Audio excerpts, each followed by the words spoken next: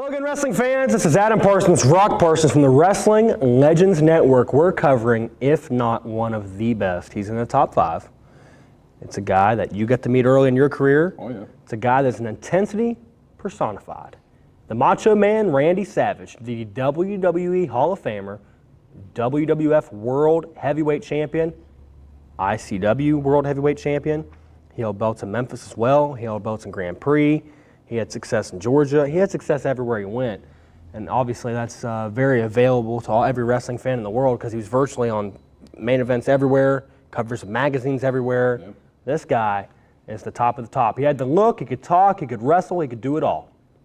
The Macho Man. But all the accolades, all the glory, everything he had, nobody meant more to him and nothing meant more to him than the person in this first segment, which was his wife, Miss Elizabeth, yes, that's right. who gets to open this DVD. So we'll get to take a look at it, or this special, which we get to look at an opening from Elizabeth Hewitt. Yes. And we'll go on for, that's pre-Miss Elizabeth. You'll get to see her open up this special. Very, very young. Just she was a Miss Kentucky or... Yeah. And he actually met her in a local gym there in Lexington. She checked in and checked out people, you know, signing into the gym. That's where he met her. And as I say, the rest is history. So fans, you get to see 5 matches, go through there and enjoy them. And the last one, you'll get to see the Macho Man, Randy Savage, against Kabuki. And it's not the great Kabuki that most people know, but what we found out through research and through dating tapes and things like that, this is actually the original Kabuki. Yes. The second Kabuki, the great Kabuki, the Kabuki that you all know of that Gary Hart managed, was actually Mr. Sato. At this time. It was Mr. Sato and Mr. Saito. They wrestled in Florida, Georgia, and for the Fours mainly. Also went out to Central States and wrestled for the Crockett's for a little bit, and they had a great run through Texas. And then Mr. Sato and Saito split up. Mr. Sato becomes the great Kabuki, and by that point, this Kabuki wasn't even wrestling anymore. So this guy's winding down his career, but he is the original Kabuki, and you'll get to see him here against Macho Man Randy Savage. So fans, all that and more still to come. Let's go to the ring. Hello everybody, welcome to another sensational hour of International All-Star Wrestling. I'm your hostess, Liz Hewlett. We've got a fantastic program for you, bringing you some of the finest professional wrestling stars from all over the world. We want to get started with our first match, so let's get to ringside. Kenny Hall from Knoxville, Tennessee, getting ready to do battle against the world's heavyweight champion, the Macho Man Randy Savage, who wastes no time in delivering a very well-executed arm drag. And Kenny Hall, surprisingly, goes for the ropes. There must have been a lot of pressure on that arm. Kenny Hall is now finding himself in a front face lock. He wanted to meet the best in the ICW, and you can't get any better than the Macho Man, Randy Savage. He is number 1 and has been for a long time. Kenny Hall, very muscular, although he is giving away a lot of muscle to the Macho Man. Kenny Hall has a side headlock. Savage up and over. Kenny Hall maintains the hold. This only serves to irate Savage. Side headlock by Kenny Hall. You grab a horse by his head, a bull by the horns. And here comes Ronnie Garvin. Ronnie Garvin is making his presence known at the Capitol Plaza Sports Center in Frankfort, Kentucky. And he is pointing to the Macho Man, Randy Savage. Savage throws off Kenny Hall. Kenny Hall delivers a body tackle. Count of 1 only. It's possible that Savage is distracted by Ronnie Garvin. Kenny Hall enjoying a momentary advantage. Randy Savage has his problems right now with Kenny Hall. And Ronnie Garvin is aggravating the World Heavyweight Champion. The fans are getting disgusted with the one-man gang, Ronnie Garvin.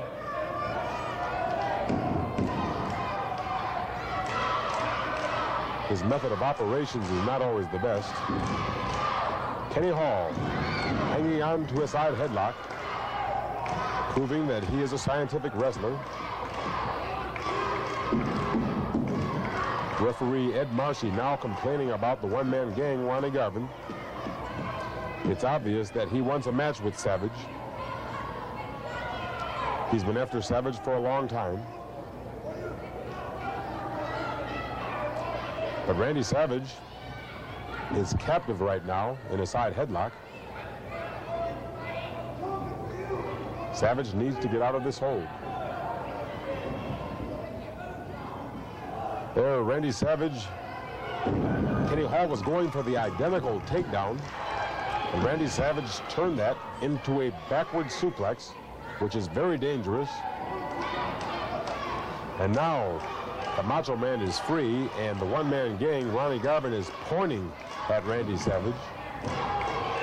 But Savage now that he has a break in the match, is determined to make short work of Kenny Hall. He has him in vertical suplex position. Boom. Randy Savage is now deep in conversation with the one-man gang, Ronnie Garvin. And the fans are all behind Randy Savage, and they are against Ronnie Garvin.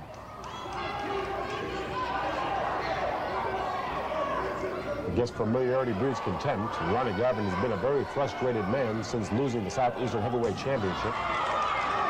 There's a forearm to the back by Randy Savage, and a very well-placed boot to the heart. Ronnie Garvin is persistent in antagonizing Randy Savage. There's a salto suplex. Count of 1, 2. And Randy Savage wants to carry this match on a little more. Could have had a 3 count with Kenny Hall. It makes one wonder, could he have beaten him before this?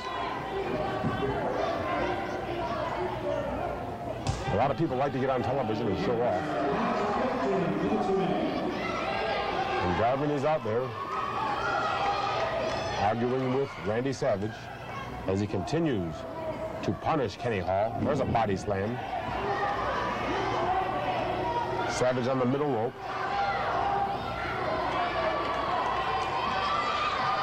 Referee Ed Marcy was warning him, and there's a vicious knee drop to the throat of Kenny Hall. Count of 2 only, and Randy Savage is not satisfied. Savage looks like he's doing it for Garvin's benefit. He has him in pile driver position. Very devastating hold. Now he gets the 3 count. He wasn't satisfied until he had his... The Macho Man, Randy Savage versus Big Boy Williams. There's a collar and elbow hookup.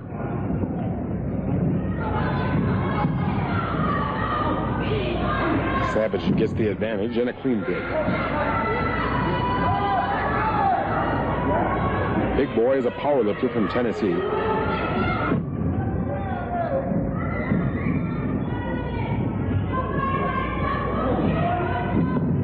Beautiful single-legged takedown by Savage. And a nice counter by Big Boy. Savage, the ICW World Heavyweight Champion.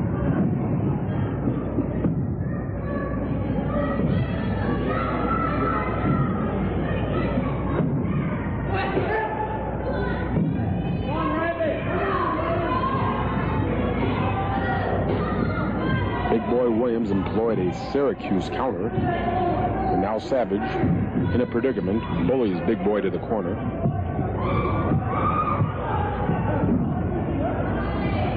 Although Big Boy Williams is a very strong man, we have to give the edge to Savage on strength.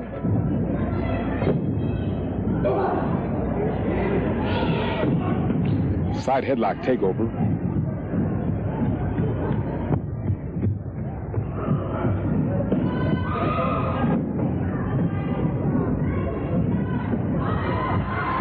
Big Boy had gotten Savage in a slight predicament. Savage retaliated by throwing Big Boy out of the ring.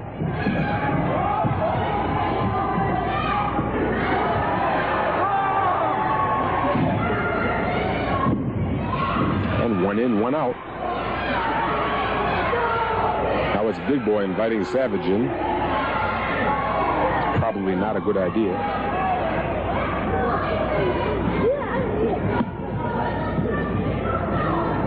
Savage is a lot like the late Roberto Clemente. He can beat you in many ways: speed, strength, power, experience.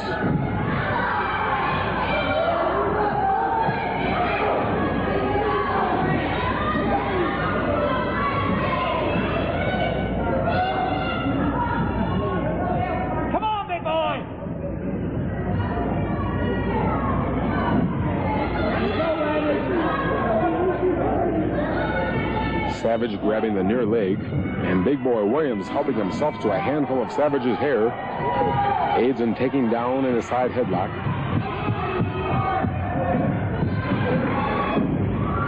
Savage with the hair too, figuring why not, he was doing it. Not a very good attitude, but that's the way it goes sometimes. Savage in a headlock.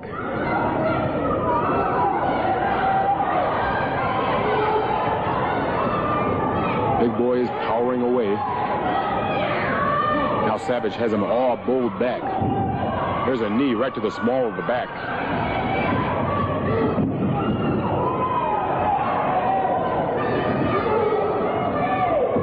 Powerful body slam by Big Boy Williams. Counted almost 2.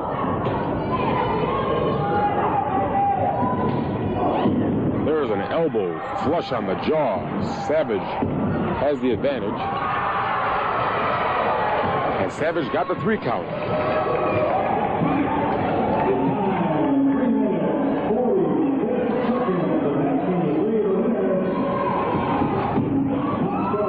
Savage is the winner of this match, but Big Boy Williams has now started attacking Savage from behind.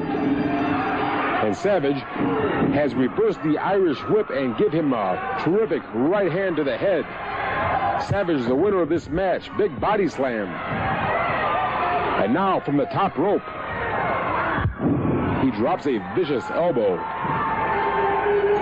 This match just started getting good after the bell. Savage is the winner. And Big Boy Williams foolishly attacking Savage from behind. All he managed to do was awaken the sleeping giant. And now Savage is going for the pile driver, the most vicious, deadly move in wrestling. Boom. And Big Boy is 3 inches shorter than he was. All right, for our second match, we have a handicap match, 1 fall, 10-minute time limit. Randy Savage from Sarasota, Florida, 235 pounds, the ICW World Champion.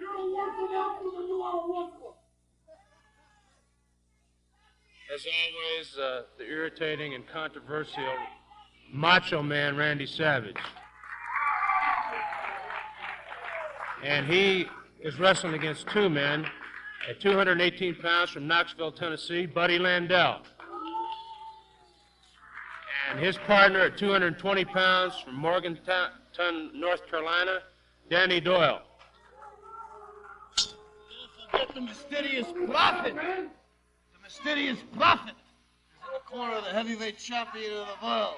Ladies and gentlemen, joining me here for commentary is the famous or infamous Izzy Slapowitz. And again,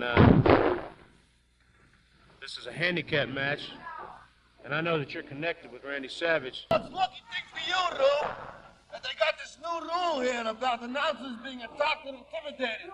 Or they'll say, I take care of myself, but right now when I'm worried about you, Let's talk about the match. you're not a threat anymore, you're a gimp now, a former champion, you're not in the picture no more. You notice on ringside there, you've got the Devil's Door, dead vines and just sword.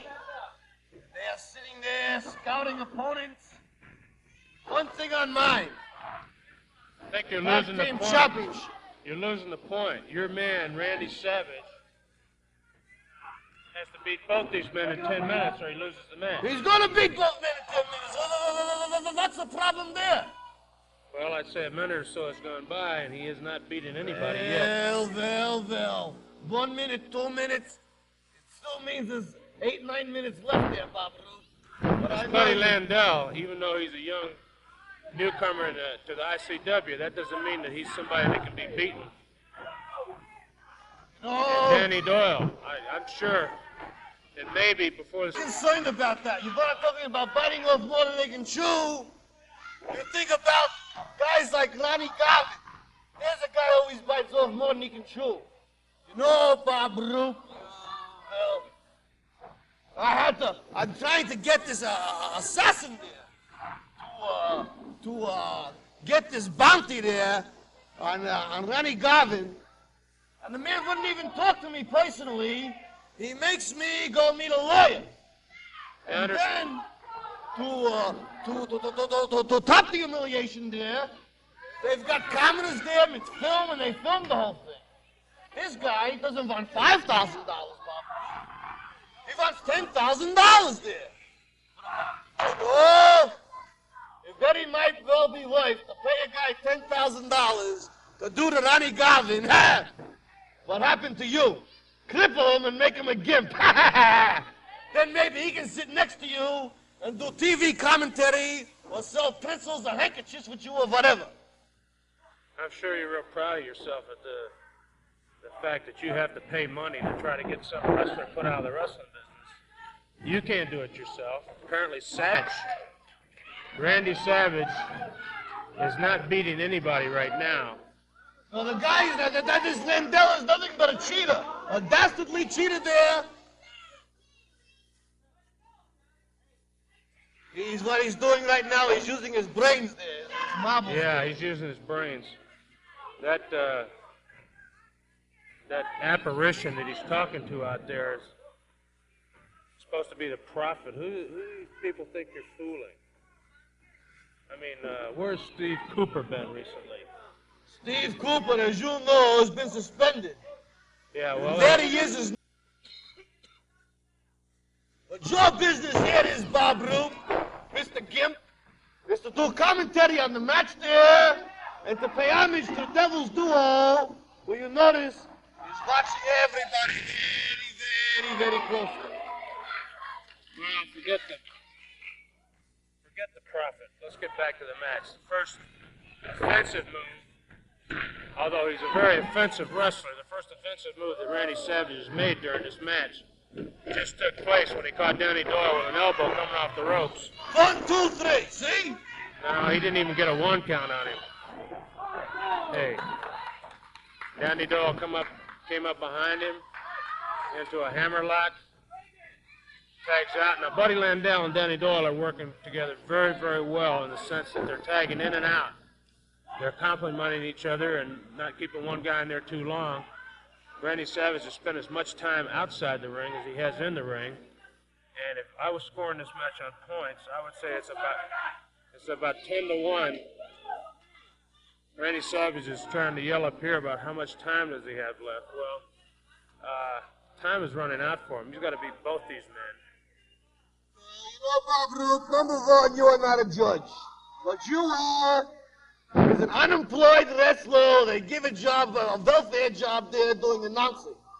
That's all you are. How does it feel to have to sit there and take this from me? Well,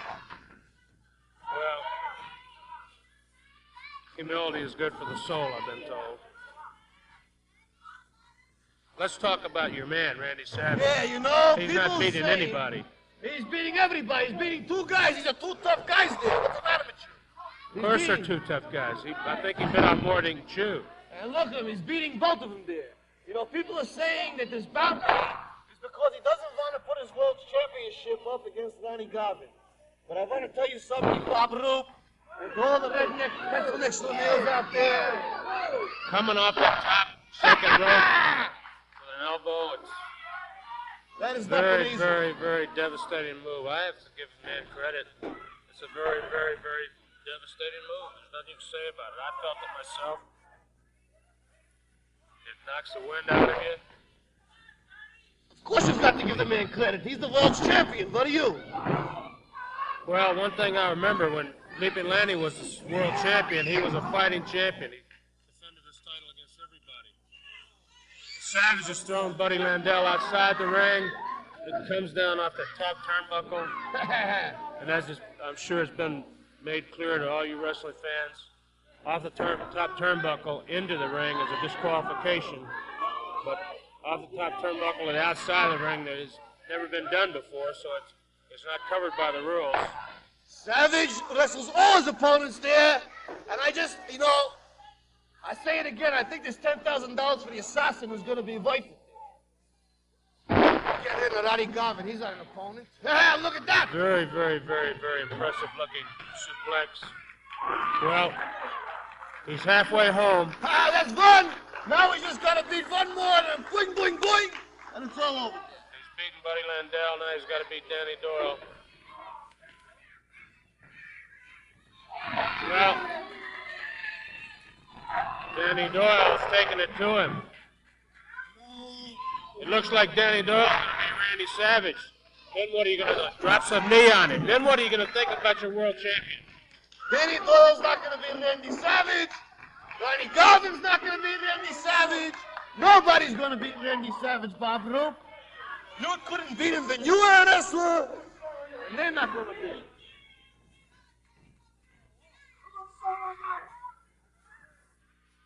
Don't worry, Savage. You got plenty of time to beat him there.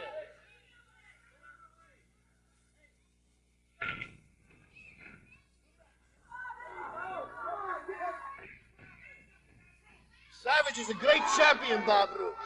He defends his title against everybody and all competition.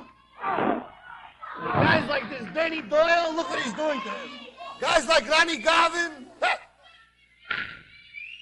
oh boy. Very good, Savage. Boy, oh boy, oh boy. I can't believe but I had to speak to this assassin. Ay, ay, ay. This assassin's a tiny. I can't believe that the assassin wouldn't even speak to me. $10,000. What a lot of money.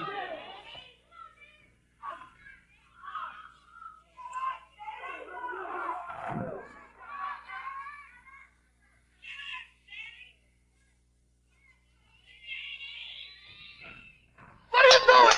What are you doing there? Wait! Wait! That's not the time, Dave. What's the matter with you? 10-minute time limit is up. Wait a minute, Bob Roop. Randy Savage, in order to win this match, had to beat both men within 10 minutes. What did you do? He You did beat Buddy skipped a couple of Landell. minutes over there. I didn't skip any time. The time was kept down to the last second. You skimmed a couple of minutes over there, Bob He Roop. had 10-minute time limit in order to beat these men. He didn't do it. He beat him. You skimmed a couple of minutes over there. I didn't skim any time off the match. I was keeping time in my head, and Yeah, I'm in telling your head. you there wasn't no 10 minutes gone there. Well, the timekeeper was keeping time with a watch, and the 10-minute time limit was up. Listen, you stupid cripple man. You ring the bell early on me. Why would I want to do that? You stupid cripple son of a... You couldn't beat the guy. You said you'd beat both these men in 10 minutes. You couldn't do it, and now you're going to blame me. You're for out of making it wrestling, better. man. That's good enough for me. And there's one other guy that's going to be out of wrestling, too. And that's Garvin, man. What's the deal? $10,000. $10,000, Savage. I've been trying to talk him down, but I don't know. I think maybe... I'm going to do it. I'm going to put the 10 grand up for next week Texas Death Match, man. We're going to make a Bob Roop on Ronnie Garvin, man. Hey, what's behind this, Savage? Rumor has it that the ICW is going to make you put up your title against Garvin. Hold off a minute on it, $10,000. Let me tell you something, baby. I'll go after the bounty. Hold off another week on it, baby. And I'll stomp Ronnie Garvin's head in. I'll cripple him for you. I'll put him out of wrestling, and I'll do it for $5 grand. Hold off one more week on the 10 grand, baby. Nobody's done it yet, man. That's 5,000. Vines can do it. Well, you can do it, Vines, huh? Baby, you can get the 10 grand and bring this other guy in. Let's do it. We save $5,000. You're going to put him out or not? Put him out of wrestling, Okay, listen. Oh, yeah. I'm going to give you 1 week to do it if Doug Vines doesn't do it. If Doug Vines doesn't do it, I got the assassin. Doug Vines doesn't do it. A Texas So Death when Match is with this assassin. when is this going to Vines, take you can place? do it. Next week? Vines is going to go after him. What do you want to go after him, man? I don't care. Go after him now. Put him out of wrestling. You want it right now? Daddy. $5,000. Well, you want to do it right now? Is that when you want I'm it? gonna tell you something right now. You see John back there? He ain't coming back there no more. You know why? Because I threatened him, man. Yeah. And I'm threatening you too. Yeah, do it. $5,000, man. You don't got nothing to say. Lay a about it. finger on me, you're suspended. I'm sorry, I didn't do nothing. You'll be suspended, Savage. ICW says if you mess with me at all, you're suspended. I'm sorry, there's your cane. Well, $5,000. You can do it, Vine. I know you can ladies do and that. gentlemen, there you have it. He's going to do the Garvin that happened to you, We're trying to Vine. hire the assassin for $10,000 or the Avenger for $10,000. And here, Doug Vines comes out of the audience and tells everybody, tells the Randy Savage and Izzy Slapowitz that he'll do it for $5,000. Apparently next week, is that when you're talking about? That's right. Next week, he's going to do the Ronnie Garvin. Doug Vine's going to do the Ronnie Garvin. What happened to you? Cripple him, making him a gimp for life. Well, enough of that. Ladies and gentlemen, you've heard it. We'll be back in a minute. Back it up off the rope.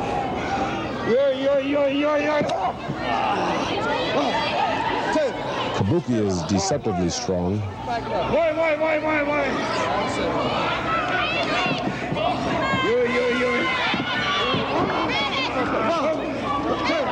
He's not much to look at.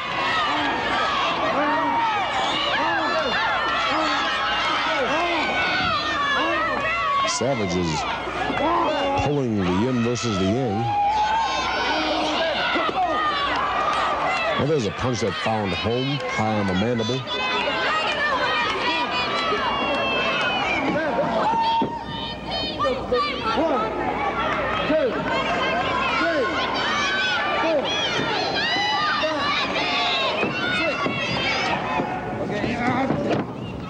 Elbow to the top of the head. And Savage down with both hammers.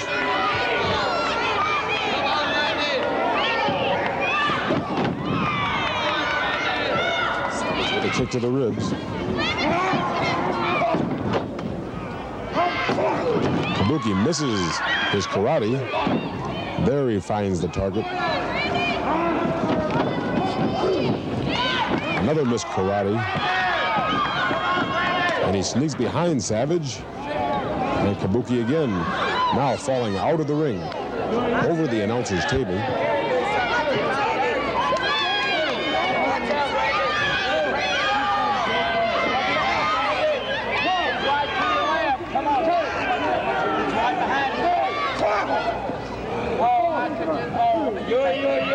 And now with the backlight, Kabuki, very treacherous. But Savage, never say die.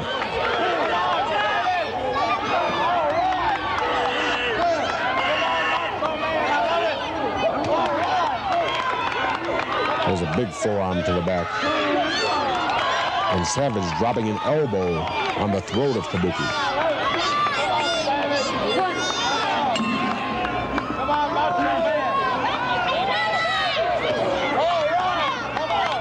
Savage to the top of the head.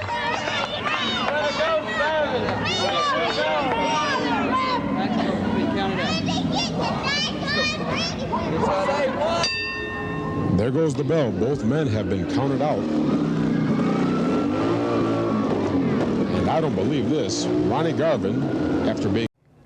Well, we're back. We got to see Savage in the ring, picks up victories in all of those. And now, what we're going to get to see in the beginning of this segment is Randy Savage behind the microphone. Oh, and it's awesome. No matter what time period you're talking about in wrestling, unless you go back to the days pre-television, sometimes what you did in the ring really didn't matter. As what you could do when that microphone was put in front of you and that red dot on that camera was on. And Savage was just as good at that as he was in the ring. Oh, sure. And you know, one thing that kind of hurt Randy Savage at this time, and I know a little bit about this segment you're talking about, because at that time period, he wanted to be recognized in that top 10 nationally, and the magazines and them kind of fought back and forth, and finally the Pop-Fizz issued a letter, we're not going to send you results, and you should start recognizing Randy as, you know, one of the national top 10 rated wrestlers. You know, they had their own version of a world title, and they thought it should have been recognized. And clearly it probably should if you looked at the talent, but the one problem you had at that time is you didn't have national TV, and people weren't even trading VHS tapes when a lot of this started. And you just didn't know how good somebody was till you got to see him. And boy, when you got to finally see him, you go, gee whiz, I can see where the argument was, because he was great. But what they did is they brought in Ox Baker, Thunderbolt Patterson, Moose Cholak, different guys like that. Ernie Ladd, for Randy to go against and try to get some national fame that way by showing people that he not only wasn't a big fish in a small pond of ICW, but he could beat any talent anywhere in the country, and he certainly proved that later on. Well, at the end of this segment, and I'm about to say it. I'm going to say it. Okay. The Macho Man Randy Savage against Thunderbolt Patterson. One of these matches comes right to you from Beckley, West Virginia. Back then was the Beckley Convention Center. Now it's called the Raleigh County Armory. Right. But two great matches here from ICW. ICW, one of the very first promotions, if not the first, where they took what they used to call house show matches, what they now call live events, and they wouldn't just show a clip of the match. They'd show the whole match. There'd be some weeks of TV where it was just house show matches, and they'd have interviews in the studio, and that's what two of these are. So fans, let's go take a look at some great interviews, and I'm about to say it. It's the Macho Man Randy Savage against Thunderbolt Patterson. Ronnie Garvin and Hoot Gibson. Ronnie, a couple of weeks ago, you were involved near the end of a match, the tag action. Hoot Gibson was also in this, which Randy Savage came out of nowhere. We haven't seen Randy here in the television studios in about a year and a half. He came out of nowhere and pile-drived El Bracero. You were in that action. Let's take a look now at the videotape replay of that match and call what happened here. Well, the reason I was involved in this is because, as you're going to see here, the match was a disqualification right there. And so that's the reason I got involved. They were already disqualified, and they was about to team up on Hoot Gibson. Hoot Gibson and I are very close, and I'm not going to let Hoot Gibson come here and get hurt, because I know what they got in their mind. They're trying to eliminate all competition. And as you can see here, Pez Watley is stomping on Hoot Gibson. The match is already over. They've already been disqualified. And this is at this time I figured, well, they had enough. I came into the ring to help Hoot Gibson and help Bracero. And this time here I'm fighting with Pez Watley. And we'll both go out of the ring. Hoot Gibson got knocked out of the ring. And I'm taking care of Pez Watley. I can't take care of everything because I don't have eyes in the back of my head. And you can see Randy Savage came from nowhere, came off the top rope on El Bracero. The reason he's doing this is because he's afraid of Bracero. So he's going to try to pile drive him here and put him out of action. You know, I know about the pile driver because I've used it way long before even Randy Savage ever even dreamed of using the pile driver. He's copied the pile driver from me because I know what the pile driver can do.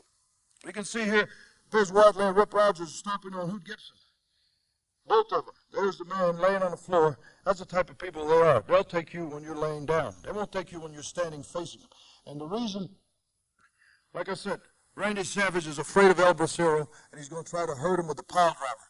Well, I know about the pile driver because I've hurt a lot of people. And that's a hold you're going to use only when you want to hurt somebody. When competition gets tough, when competition gets to the point where Randy Savage can't handle it, he's going to try to break your neck, put you out of wrestling, because the only thing he's afraid of is to lose what he's got around his waist. And I understand now he's not going to retire because he's going to be after Radamias. Well, that's fine because Radamias might just take care of Randy Savage. I might be just the right guy to do it. You know, you put two people like that in the ring, there's no telling what's going to happen. It's going to be wild. I'm going to be the first one to watch it. I'm going to watch that one too, Ronnie. I share that with you. We'll be back with more of International Championship Wrestling after you see this. Macho Man and the Cowboy. Oh, in the Manchester, Kentucky man special stipulation. Tag team elimination. First guy to lose the first fall, we get rid of him. And let it be Bob Roop, so it'll be 2-on-1 in the ring. In a tornado action against Ronnie Garvin. Let it be Ronnie Garvin, baby. Oh, man, I hope it's Bob Roop. Whichever way it goes, we're going to rip them apart. But there's one point I want to make. Kentucky people are good, strong, courageous people. The Kentucky Wildcats had the guts to go all the way to Oklahoma and play the Oklahoma Sooners. But it seems like you Kentucky people back wrestlers who won't accept challenges. Jarrett, Welch, Tommy, what's his name, Larry something? Larry Zanabi, Jojo Yamamoto, their face. You people are tough people. If I wanted to fight a Kentucky and I can go out on the corner and fight any one of you, what's the matter with them guys? Seems like a lot of people are confused around here. It seems like George Weinruff and Ronnie Garvin are confused. I'm a little confused myself because I saw the great original Kabuki out here, and I almost went out there and busted his jaw. I thought it was head of mine. Yeah. thought it was rather nice.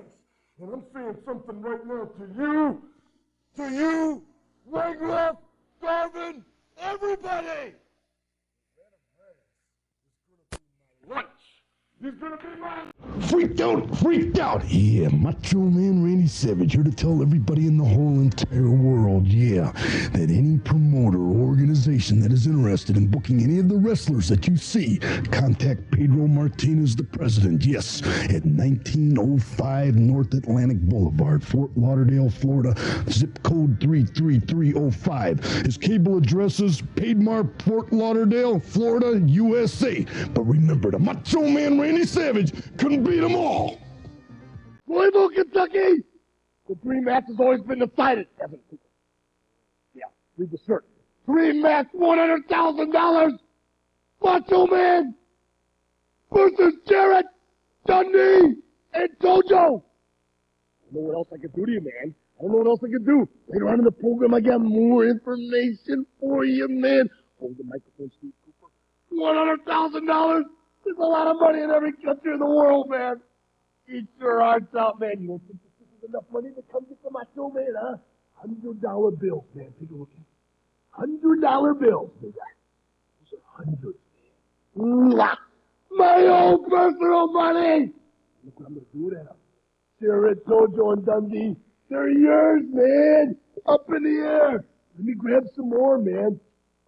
$100,000. All you poor people have never seen this much money. I bet you all have a lot of guts and would like to come after the Macho Man, wouldn't you? 3 against 1. Look at that, Cooper. You're all a bunch of yellow chicken nothing. There he is, United States Heavyweight Champion. But that's academic now because it's a lesser belt. He is going for the gold. The World Heavyweight Champion, Randy Savage, is putting up his title. And turning the tables with that. And he has the world champion in the corner wheeling. He is hammering on the head and face of Randy Savage. Referee is taking Thunderbolt back. Savage picks up the leg. Savage put on the rope. The referee did not see that Randy Savage gained leverage by using his feet. And Thunderbolt Patterson is the loser. But he is very upset. The referee was in the wrong position. He did not see it. Thunderbolt Patterson is very upset. But the winner is Randy Savage, and he has his belt. Thunderbolt Patterson fought so hard into some impossible odds. The fans are stunned. Thunderbolt Patterson has lost. We have a videotape of a world title match that took place recently at the Capitol Plaza Sports Center in Frankfort, Kentucky, between yourself and the current ICW World Heavyweight Champion, Randy Macho Man Savage. Let's take a look at that tape right now, and let's have your personal comments on exactly what happened that night. Just before you start, though, I wanted to make the comment, though, Thunderbolt, that this is probably a classic example of one of those situations where you win the battle, but you lose the war. Yeah, well, you know, I've been going through that for a long time. I did come to ICW, and ICW, gave me the opportunity. This is what the only thing I've asked of any wrestling place in the world is give me the opportunity. Then you have individuals, Randy there, he's a specimen of an athlete, has all the abilities, has had great teaching and can wrestle, but you have individuals that, he's got me going pretty good at this point here. He has the ability to wrestle and to beat a man by wrestling, but he sometimes it just seems like he just, goes a little too far, or he just tries to go the other way. Let's just watch a little bit. It's very obvious what's going on there. He is working on me. He has me in quite a bit of trouble. He's like I say, he's an athlete, and he's been around for a long time, and there's a lot of people that underestimate this guy. He's kind of waking me up. They tell me when they hit me side of my head, that's kind of been hard all my life, so they start getting me to woke up. But but I was blessed enough to be able to start getting to Randy. You know, I was to the point where I had him in trouble. You know, where I feel that the championship was mine, and if you notice, it can take a lot of punishment. I laid a lot of heavy stuff on him. Always that one little something. He was pretty well mine, yeah. Thunderbolt, you've been after Randy Savage for quite some time, and as you say in your own words, you wanted to touch his body. This was your night for the world title. It was all on the line. Well, that's all I ever wanted to do, you know, is get the opportunity and the chance and get in the ring with him. I believe that I'm qualified just like anybody else, you know. And I feel that, you know, over the years, you know, I should have been a champion. Now here's Randy. He's trying to, I hooked him there. He went for one of those suplexes or something, and I hooked him. And trying to go for a power drive. Well, I was taught a long time ago, you know, spread it out and they shake your stuff. And that's what kind of got me out of that one, you know. We've seen Randy Savage power drive such big people as Crusher Broomfield. He had no trouble at all with that, and you slipped right out of that power drive. At this moment here, there's something right there. Now, Randy Savage, you know, he's been talking about retiring. He's been talking about he's the macho man. Look, and there again, he deliberately twice there tried to get himself disqualified because he know that he was finna lose what he had. There goes the referee over the top rope. And when I saw that, now that was something that it was hard for me to understand. You know, there is your champion representing you, all the people, and calling himself Macho Man. You know, Macho Man. Okay, the referee is still out. Now, Randy done throwed him out. Now, I'm trying to get him back to...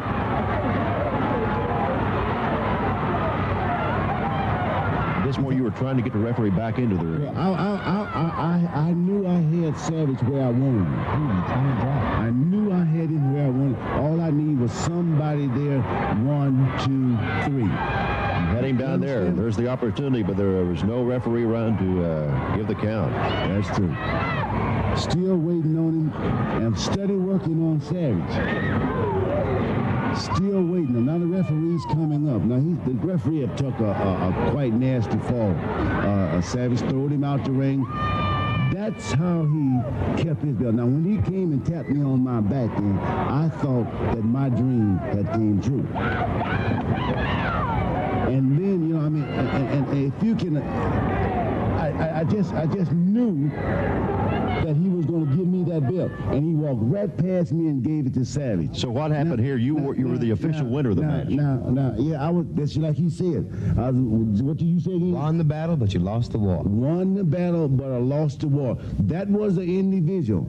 Now I got pretty messed at this referee because, you know, you don't get to. I haven't had too many chances in my life to become these, what they call, you know, these trinkets, the world champion, so forth and so on, because I feel that I'm champion material.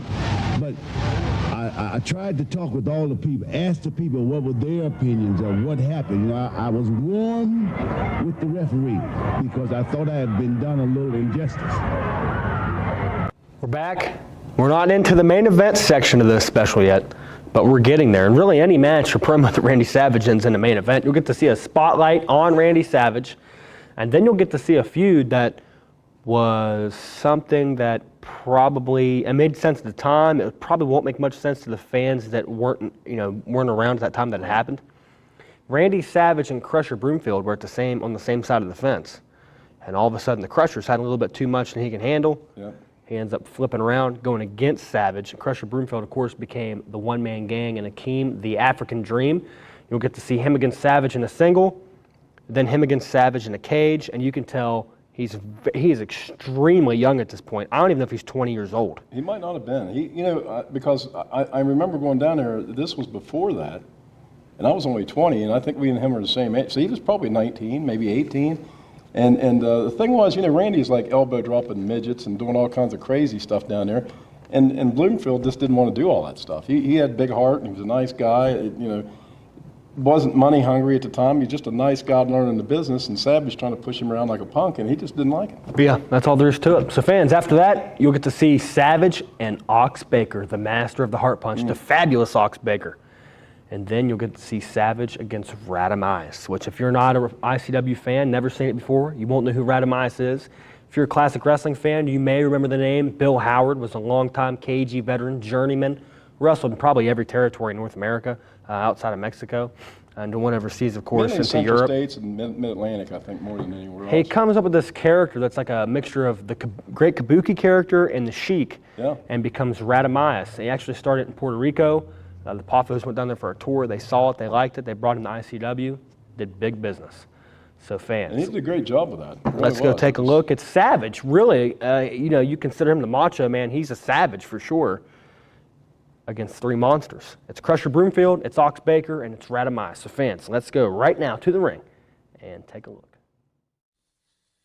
We are back, and this is International Championship Wrestling Spotlight, where we put someone in the spotlight to take some time out from the wrestling action to talk about some issues surrounding International Championship Wrestling. With me as my guest is World Heavyweight Champion Randy Macho Man Savage. Randy, we have not had an opportunity to sit down and discuss some things with you in a long time. The last we have heard from you were 2 videotape messages that you sent to us. You went and had those videotapes prepared. Thunderbolt Patterson! Yes, I sent them to him. Yes, go ahead. ICW Spotlight First Edition. Yeah, the Macho Man gracing the presence of International Championship Wrestling with me. Go ahead. Randy, you have spoke of Thunderbolt Patterson. Thunderbolt has recently captured the United States heavyweight title from the Sheik in Toledo, Ohio. He was hot on your trail now. He has the second most prestigious title. What about Thunderbolt? Okay, yeah, he just did it in Toledo, Ohio, which makes him very, very serious contender. United States heavyweight champion. Man, the belt's got a lot of history to it, no doubt about it. But right now I'm watching Leapin' Lanny in a match. Another great contender for the World Heavyweight Championship belt. And he's going against, Crusher Broomfield, right? Okay, Crusher Broomfield goes way back with you. Quite some time ago, you definitely had Crusher Broomfield under your control, and then Ronnie Garvin sought control of Crusher Broomfield and sort of took him over for a while and guided his career. Here we see Leaping Lanny and Crusher Broomfield going at it. Of course, these two gentlemen have been after you for a long time now. What about it, Randy? A lot of contenders, man. A lot of contenders. You can name them. Go on and on and on. Crusher Broomfield is one of them. Yeah, but I went through Crusher Broomfield pretty good. And he was a big, tough man. I'll guarantee you that. Leapin' Lanny, former world champion. He's got to be a great contender. And now Thunderbolt Patterson with the United States Heavyweight Championship belt around his waist. First, he beats the Sheik in a non-title bout. Then, Toledo, Ohio, in a championship match, he takes him home and goes for the title like Leapin' Lanny. Look at him with the crutch on Crusher Broomfield. That's the kind of tenacity that it takes to be a champion. That's the kind of tenacity it takes. And Thunderbolt Patterson, new United States Heavyweight Champion, man, granted. Very good.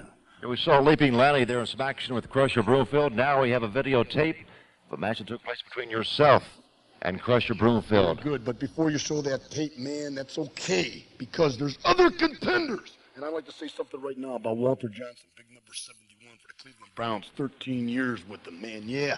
And then he goes and does the all-pro thing for 5. That is great. Defensive tackle, man, yeah. Okay. Now, I might look like a quarterback to you, but watch me right here, Walter Johnson, man. There's a guy that looks like a defensive tackle, don't you think?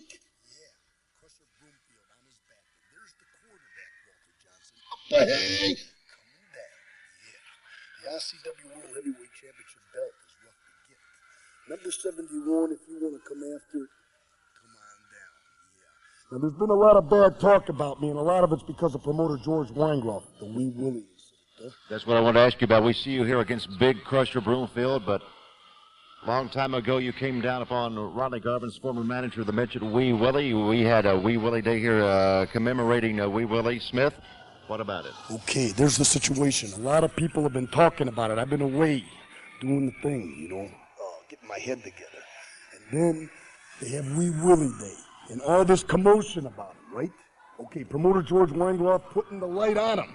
And They're trying to make me look real bad. Okay, but here's the situation. About 2 years ago that happened. And we really just happened to be in the wrong spot at the wrong time. I'm not really proud of what I did at the particular time that it happened. And I might be shocking a few people when I say it. But when the thing happened, if it came up again the same way it did, where the man's messing with my bread and butter, I don't care who you are, man. I don't care.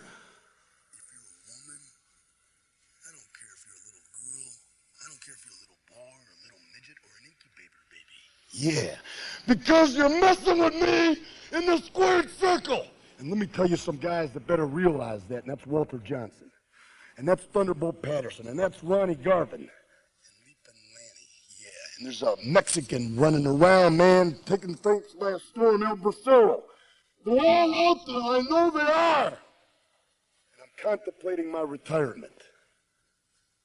And I just might leave the ICW hanging, man. Hanging, George Weinroth, hanging. That's it for ICW Spotlight. We'll be back with more after you. Caged lion in there now. He's got mayhem in his eyes. He's got revenge in his... Here comes Savage, walking down that aisle with the ICW. He is wasting no time. These men have bad blood between them. He throws the board, but Crusher Bluefield catches the ball.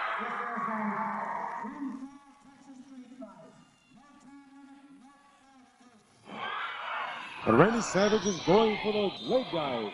And Crusher Broomfield is trying to circumvent that move. Now it's the real battle.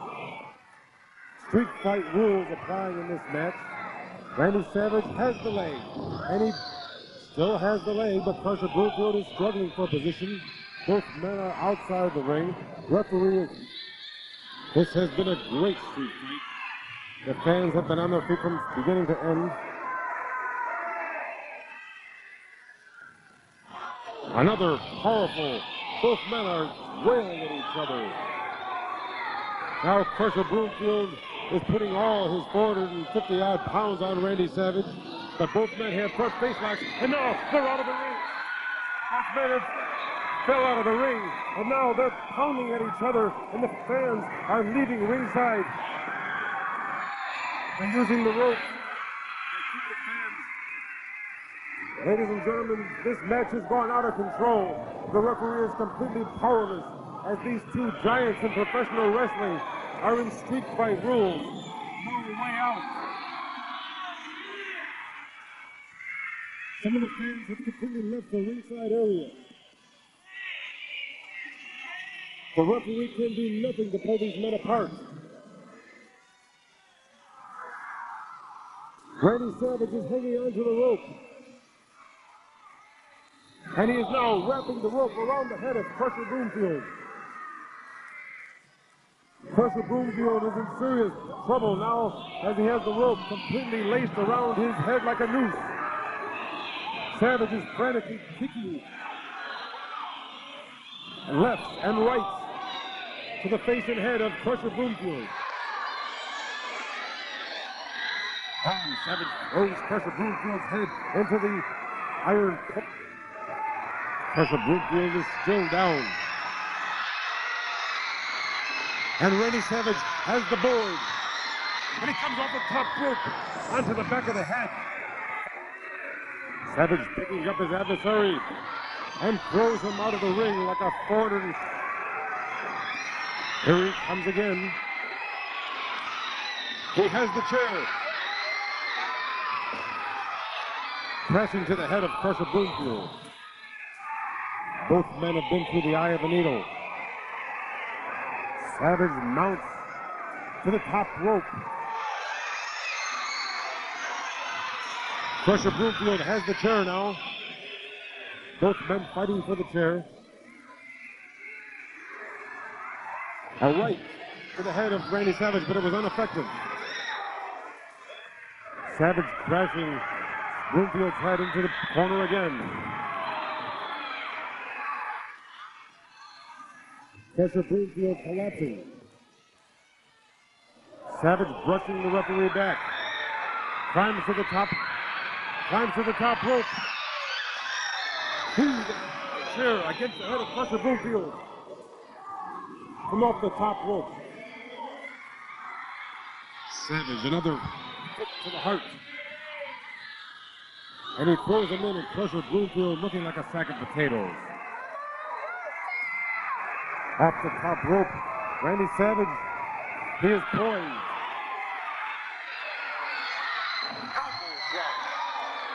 Crusher Broomfield saw him coming. Picking up Crusher Broomfield. A left, two lefts, three. Ladies and gentlemen, Crusher Broomfield's face and head looks like he's been through a meat grinder. Big elbow right to the head. I don't know how much more this Crusher Broomfield can take. Randy Savage appears to have hurt his own hand on that one. Both men's hands are very well taped, very well supported. And he throws Crusher Broomfield. This match would have been disqualification if it had been any other match but a street fight. Now Savage is pulling Crusher Broomfield back, and he is a mess. A terrible mess. This is a horrible match. If this is anything goes in the mess, there must be a winner. The referee cannot stop this match. Savage looks triumphant as he stalks around, and I don't know how Crusher Broomfield can get up now. Savage is not satisfied. He is going toward Crusher Broomfield to inflict even more punishment, as several fans have left their ringside seats because the action is getting too furious.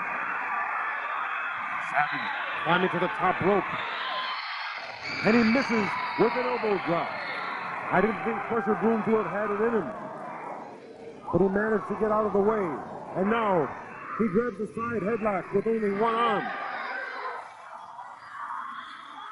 A body tackle. But Savage throws him out of the ring. Both men have taken a great deal of punishment. Savage is leaving the ring. He is walking around the ring. Here he comes. A knee right to the ribs of Crusher Broomfield. And now, it looks like he's going for the power driver. But he can't get him up. And he tries again. He does it. A power driver to the floor. A power driver on the floor. There is no way Crusher Broomfield can get up. He is not moving. That's it. The match is over. Randy Savage is the winner of this street fight match.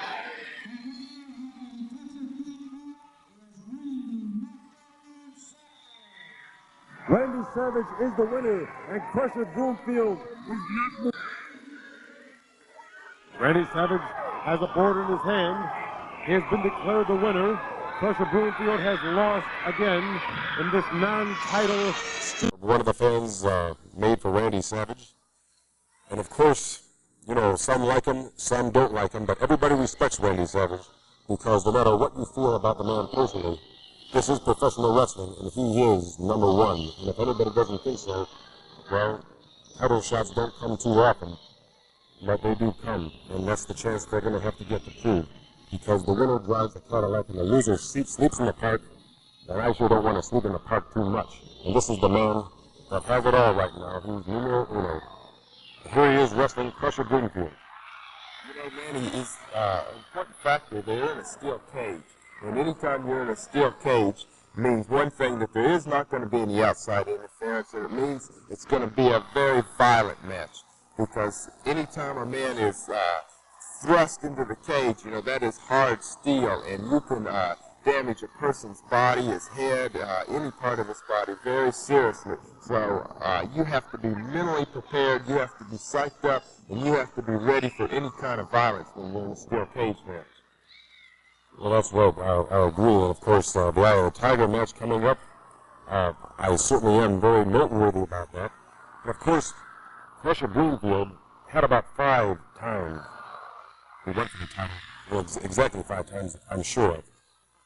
And he lost each and every time. And one of the things he told me was, he asked me what he was doing wrong, and I said, well, you're very strong, you're very big and powerful, but if the match goes over 5 minutes, conditioning does become a factor, and Randy Savage is in superb condition. And Crusher, I'm afraid that let's face it, adipose tissue takes its toll, and it takes a lot of oxygen to feed the body mass of Crusher Bloomfield, and I feel that if you watch highlights of this film, that is going to be his undoing.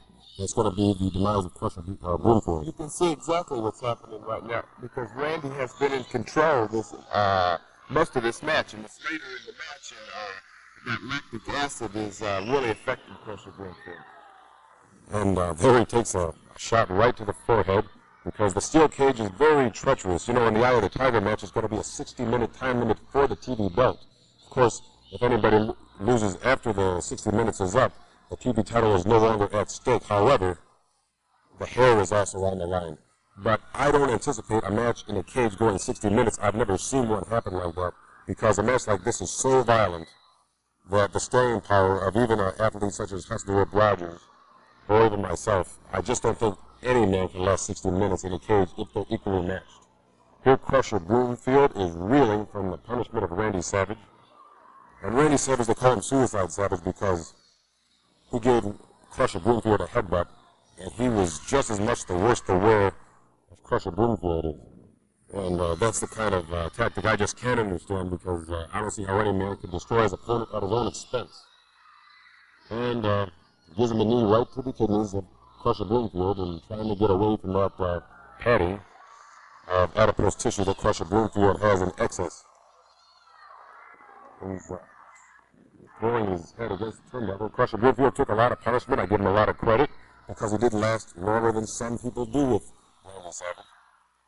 And George, how do you feel about this? Well, Crusher Bloomfield, I give the man credit. As well as taking punishment, he can dish it out because he certainly took a lot of punishment from Randy Savage. And now it looks like he's got his way going right now, Larry.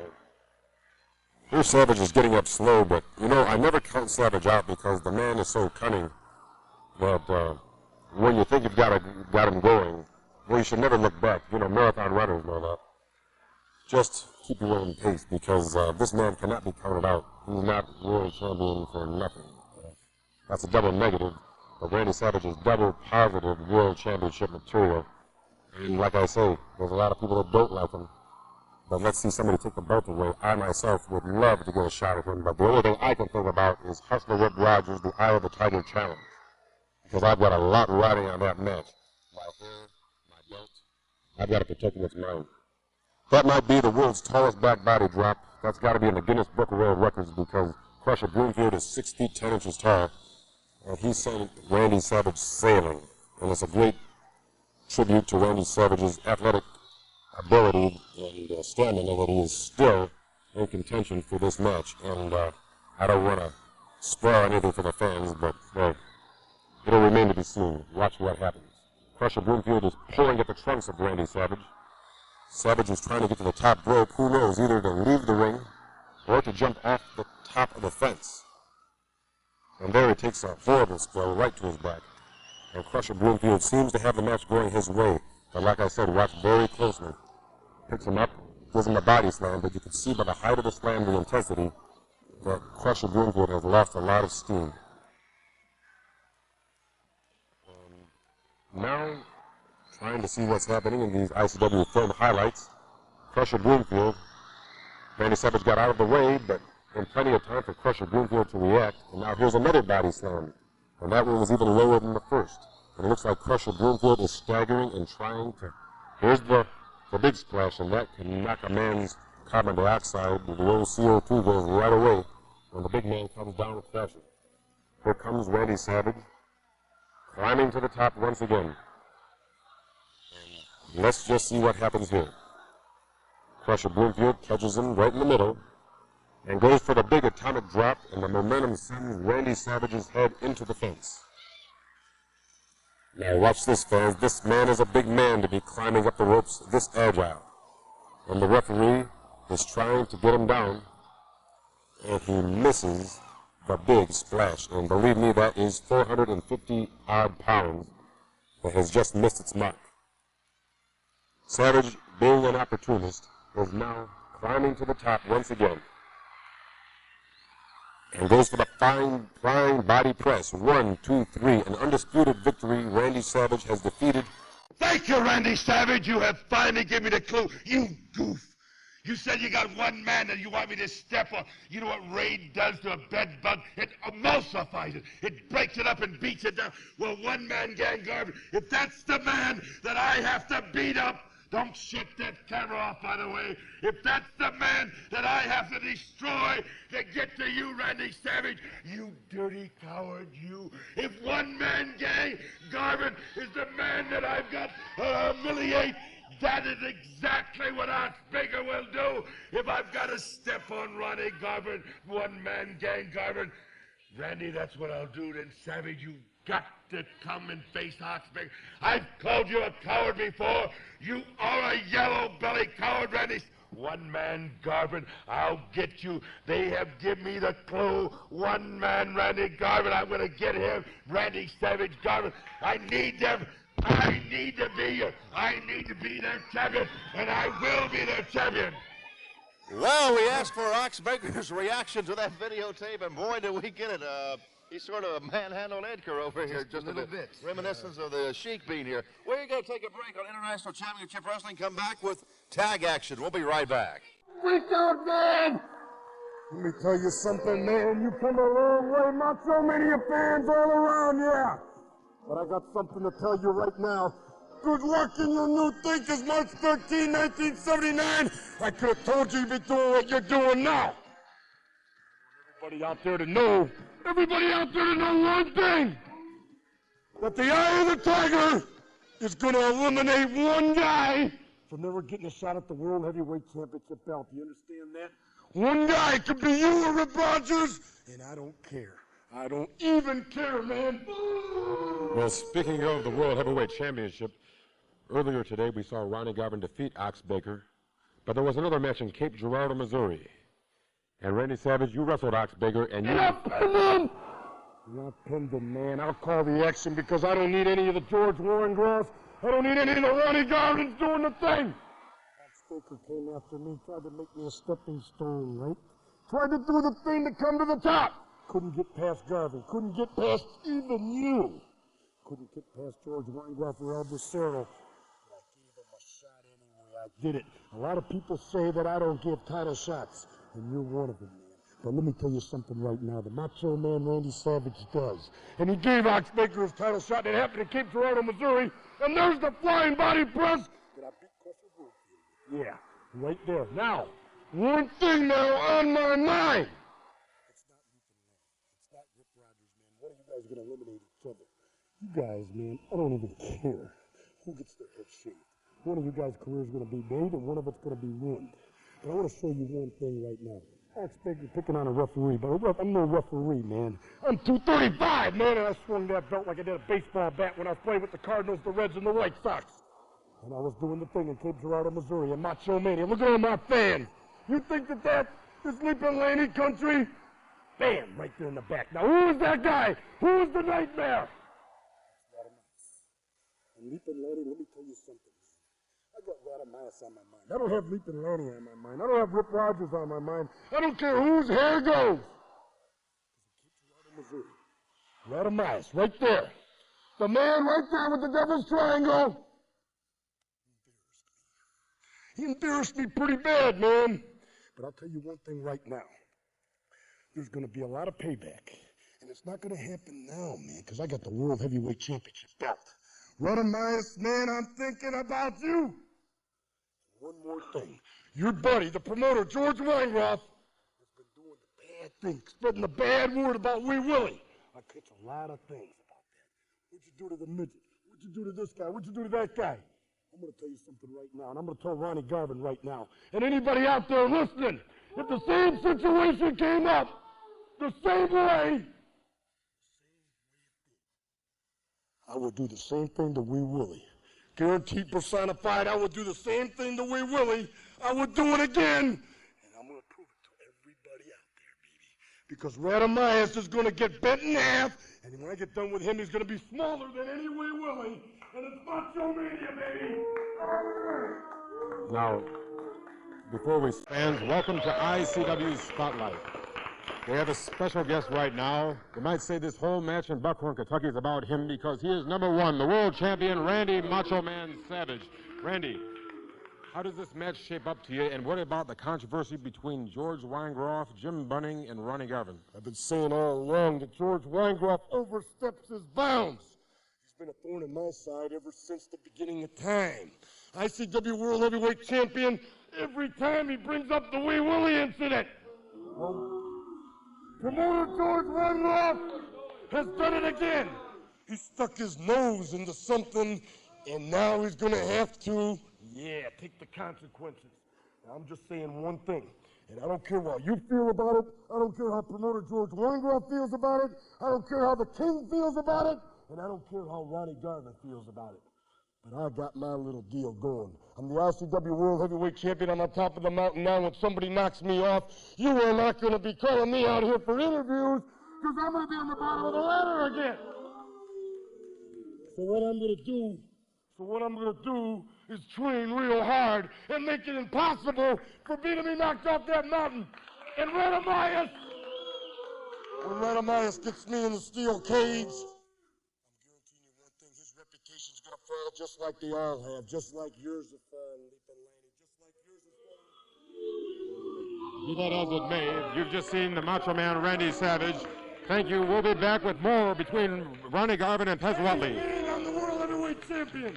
Macho Man Savage against the mystery man from San Francisco, Radamias, in a non-title match. Let's go to ringside. Randy Savage. There he is, walking to his music fame. This is the reason Randy Savage came out of retirement to face Radamias. Radamias has the big reputation, the only man to defeat the Sheik in a steel cage match, the man that broke Ox Baker's legs several years ago, a man who has caused nothing but mayhem and is barred in 11 states. Radamias has been all over Randy Savage. And this is one of the most violent matches, if not the most exciting matches I've ever seen. Randy Savage is actually being cheered on by the fans as he tries to get Radamias' great reputation for mayhem. There's a left jab by Randy Savage, and that electrifies the fans. Another left to the stomach and to the jaw, and another one to the jaw. And he's got Radamias reeling. Randy Savage has everything under control now. He is very good with his dukes. He picks Radamias up for a big body slam. And now he drops a tremendous elbow onto the throat of Radamias. Randy Savage's 20-inch arms are really paying off. And an elbow drop off the middle rope. He launches off the middle rope again. Another elbow smash, showing a great deal of coordination for a man his size. Around and around. And the two men collide, and both men go down. Referee Jim Bunning counting out both men. Randy Savage getting up first. Randy Savage seems to be leaving the ring now. And Radamias seems to have some foreign object. He has pulled out a foreign object, and he hits Randy Savage in the stomach as Randy Savage came off the top rope.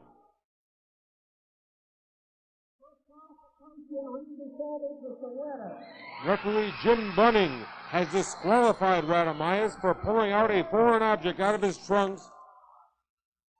And now Radamias, after being disqualified, has got the Devil's Triangle on Randy Savage. He has the Devil's Triangle, and referee Jim Bunning is ordering that he release the hold. Now he is trying to pry Radamias off of Randy Savage. The match is over. It is a disqualification. Here comes the promoter of the ICW, George Weingroff. Radamias is backing up now. George Weingroff is now helping Randy Savage. If it wasn't for George Weingroff, Randy Savage would probably still be in the Devil's Triangle, and that hold can cause severe damage to the cervical vertebrae and shut off the oxygen to the brain. So it probably that George Weingroff saved the life of Randy Savage, because Jim Bunning could not pry loose Radomaitis from Randy Savage. Randy Savage is the winner of the match via disqualification, but he is the worse for wear. And if it wasn't for George Weingroff, Randy Savage would probably be carried out on a stretcher or perhaps still in the Devil's Triangle. Now, George Weingroff and the fan at ringside is trying to help Randy Savage out. George Weingroff coming to the aid of Randy Savage, and the fans of Beckley, West Virginia have really gotten on the bandwagon of the world champion Randy Savage. Randy Savage looks like he has hurt his back, and the fans are scattering as Randy Savage drops again to one knee. And Randy Savage has pushed the promoter George Weingroff. And George Weingroff was just trying to help Randy Savage. And now the two men are having altercation. George Weingroff only came to help Randy Savage, but Randy Savage is not in the least bit appreciative. Now it looks like the two men are having words. I don't understand what's going on. Randy Savage points a finger at George Weingroff. Randy Savage is the winner via disqualification. And Randy Savage appears to be saying, keep your nose out of my business, but if it wasn't for George Weingroff, perhaps Randy Savage would still be in that Devil's Triangle. The winner of the match, Randy Savage via disqualification. And I don't know what's going to happen, but... Break down! Well, I'll tell you something, man. You gotta say something everybody respects me, and I'll guarantee you why. 235 pounds from Sarasota, Florida. You're the heavyweight champion. I'm gonna tell you something right now. There's one thing on my mind, and it's not that you, man, in the eye of the tiger, man. One of you guys gonna eliminate yourself, so you are giving me no thoughts, man. Nothing, man. But my mind is boggling down on one guy. Radomaitis!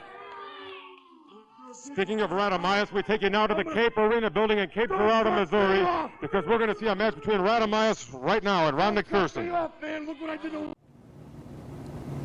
Well, fans, we're here. It's main event time. We got three big ones. It's Randy Savage. Talk about big. It's Randy Savage against Big Boy Williams, which our thoughts go out to him. He's battling terminal cancer. Oh, yeah. Currently at the time of this taping, and it doesn't look like things are going too well for him. He's in hospice care, so we want to express our regards to him as well.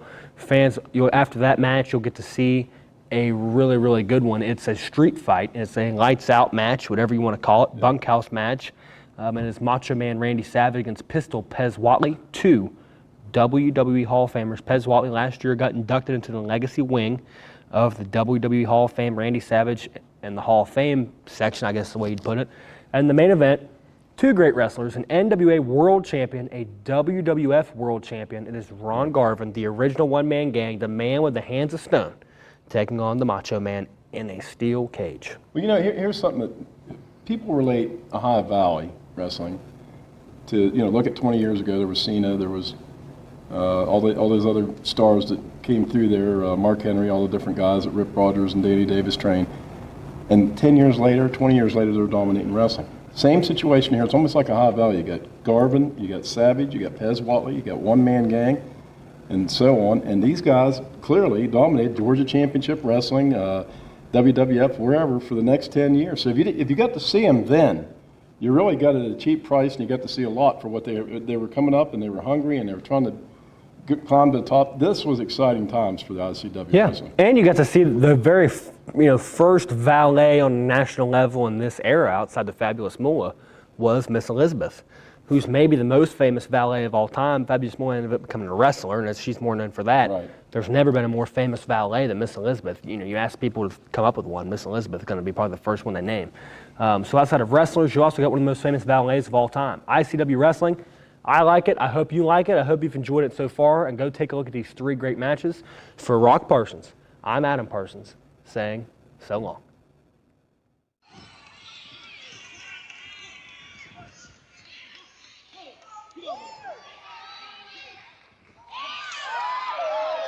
Ladies and gentlemen, this match is 1 fall with a 45-minute time limit. In the blue corner from Lebanon, Virginia, weighing in at 226 pounds, Big Boy Williams, the animal.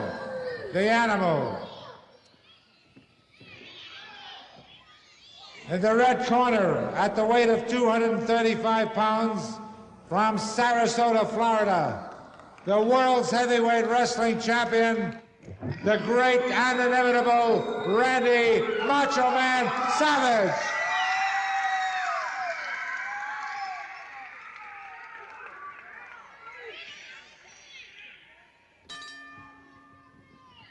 Okay, fans, the action's underway.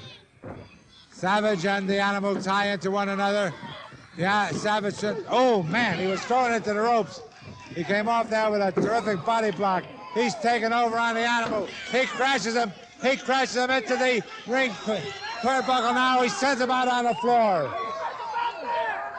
And Randy Savage is just hoping that Speed Manson gets into that ring. Whoa, look at that Randy Savage with his great strength, that magnificent physique, his great ability. The animal and Speed Manson having a little conference on the outside of the ring now. Speed Manson moving around on the outside, trying to divert the attention of Randy Savage. The animal is back in there. There's a go behind by the Macho Man.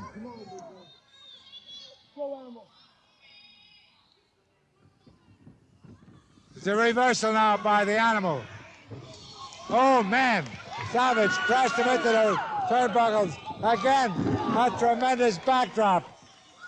And the animal feels that discretion is the better part of valor. He seeks refuge on the outside. And who can blame him? Randy Savage is on the outside, going after him. And the animal is back in there. And so Speed Manson.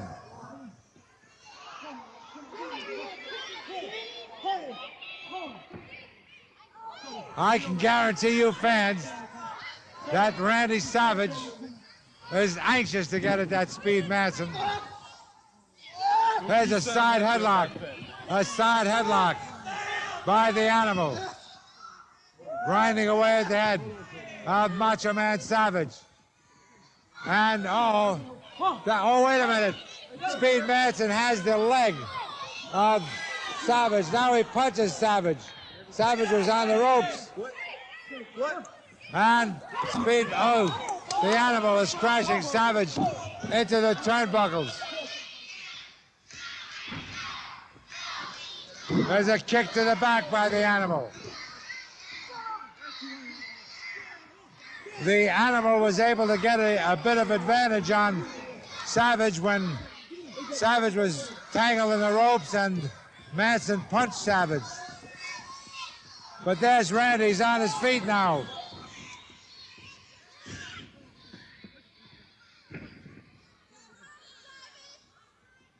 The animal continues clubbing the Macho Man. Now he slams his face into the turnbuckles. Oh, a punch by Savage. Another one. Now he's taken over with these powerful jabs. Oh, a tremendous right hand. Right to the chin, sent him to the mat. Now he's got him. Oh, boy. Hey, that was terrific. He got Speed Manson. Here comes Cooper. Steve Cooper. And he takes over on Steve Cooper. Speed Manson on the outside. And now, here comes Doug Vine.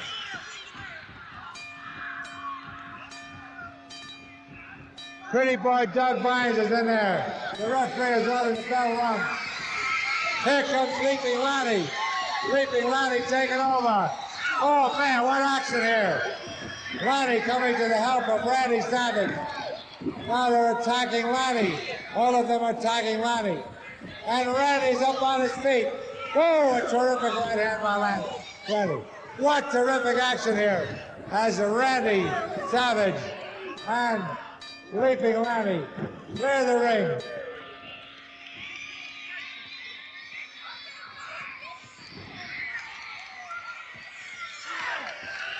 Watch this now. Oh, he clubbed him to the head.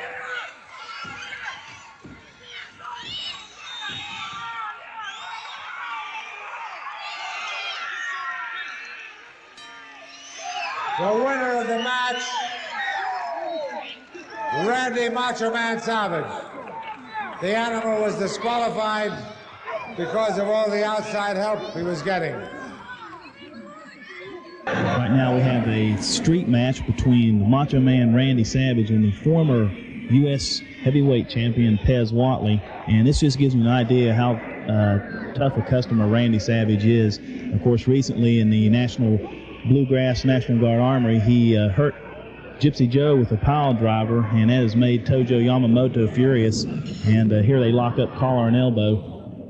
And Randy Savage has signed for a world title defense against Doug Devines, and he will be managed by Tojo Yamamoto. Okay, Pez Whatley with the headbutt right there sends the Macho Man down. Comes up, sends him across the ring, head into a turnbuckle.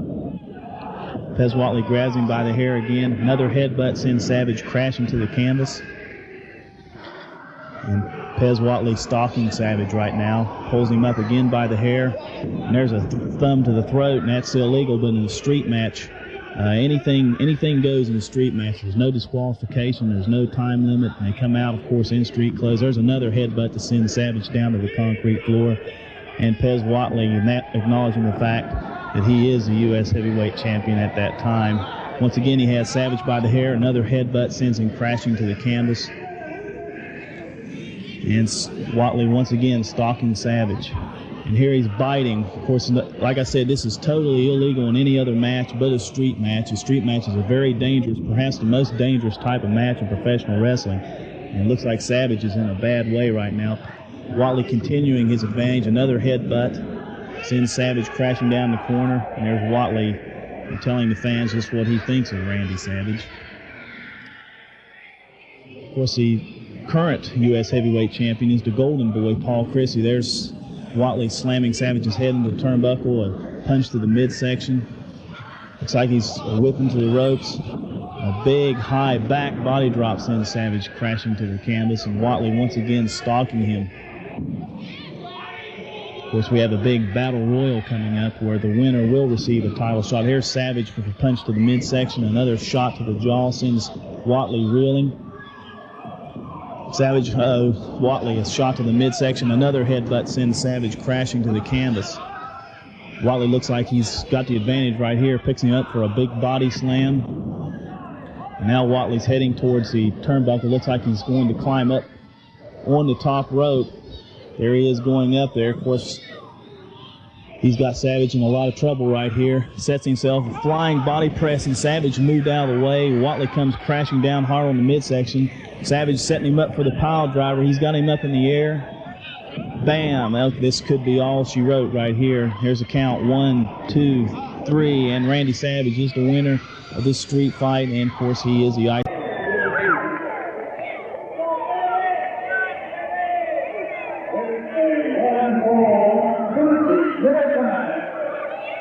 Due to the controversy that's between these two men, George Weingroff is the special referee appointed by Jim Bunning.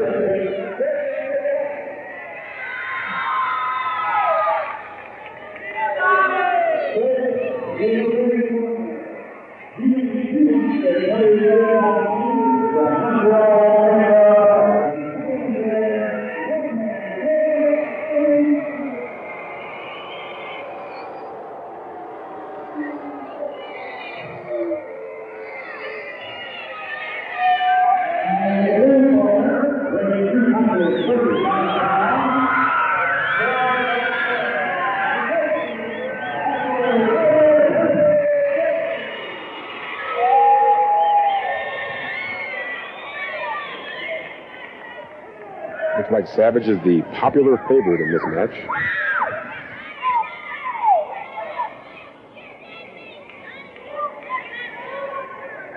Ronnie Garvin claims to have waited a long time for a World Heavyweight Championship shot.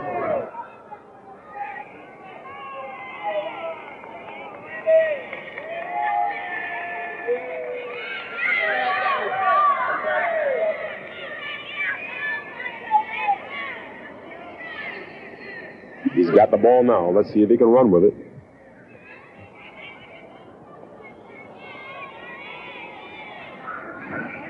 There's a collar and elbow hookup and the ring shakes. These two men collide with such intensity.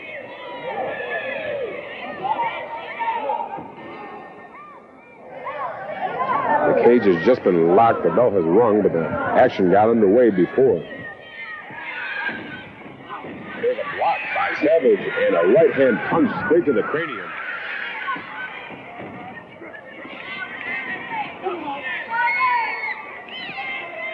Front chancery by Savage.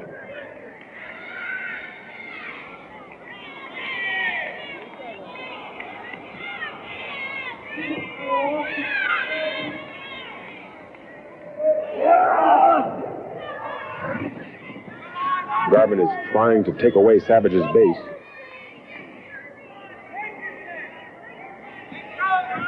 Savage has 100 megaton arms.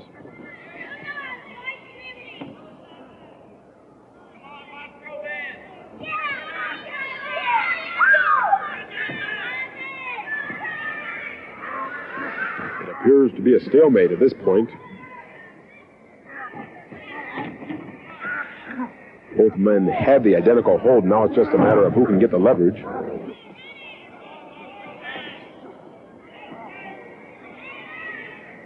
Savage enjoying a slight advantage.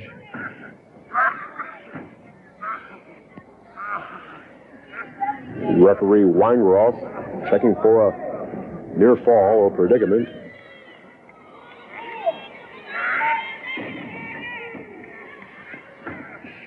You have to get both scapula on the mat for the count of 3.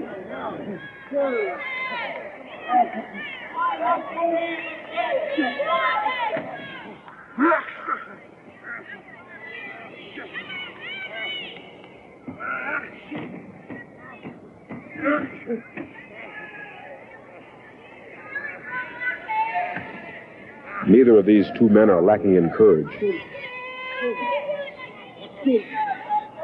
A cage match is the last resort in professional wrestling.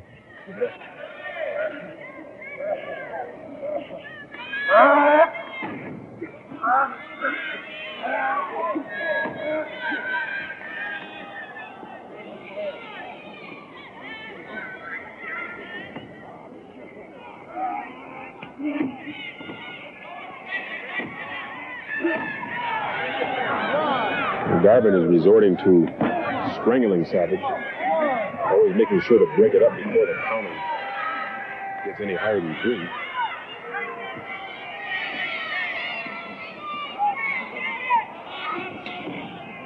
There's a shot by Garvin, and an elbow sends Savage down. This match, of course, is anything goes.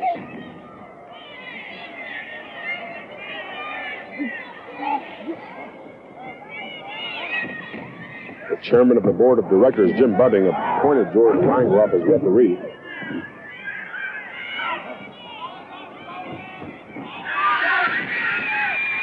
not an easy job.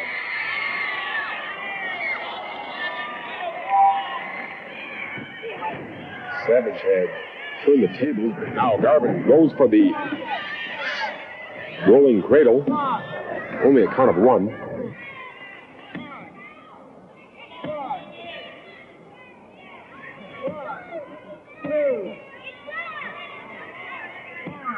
Garvin, of course, is helping himself to a handful of trunks.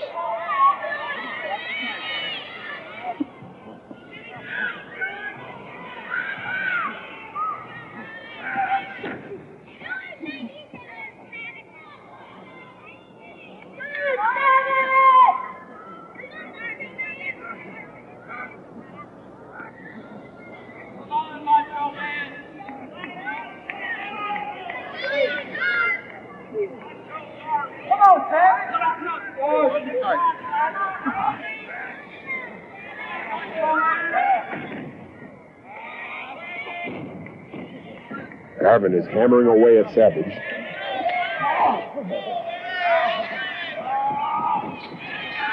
Oh, right into the steel cage.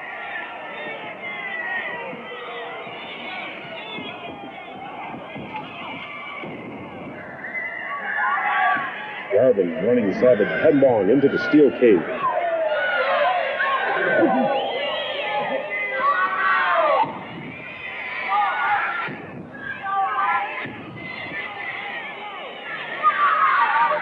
Count out the Macho Man. He has unbelievable stamina.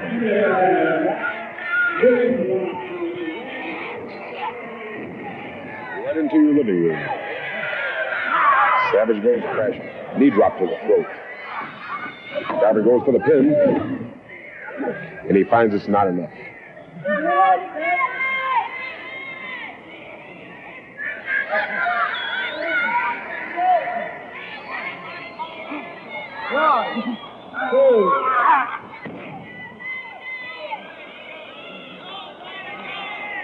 It appears that Savage has been lacerated by the chain link fence.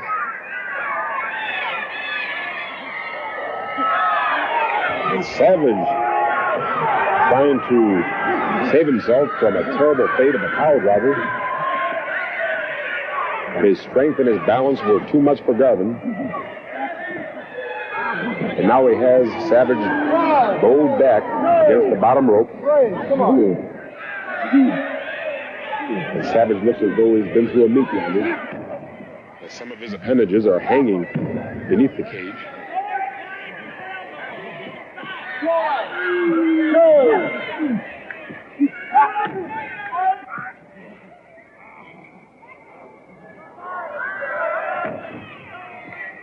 Garvin delivers another boot to the face. Savage goes down again.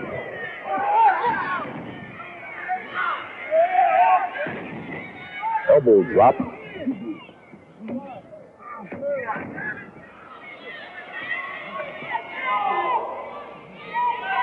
Savage is a very hard man to pin.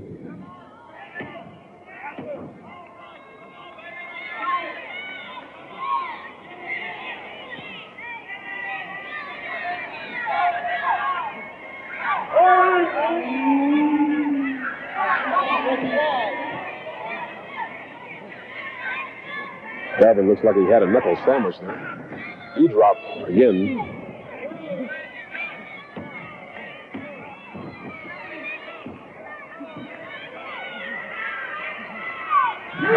Neither of these men enjoy losing.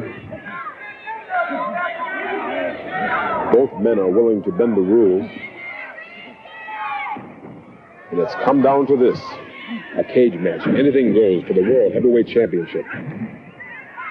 Garvin repeatedly punching the face of Randy Savage.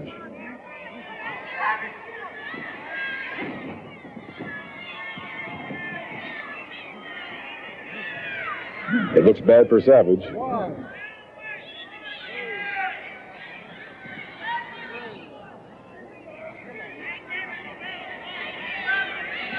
Now Garvin is pulling Savage up by the hair.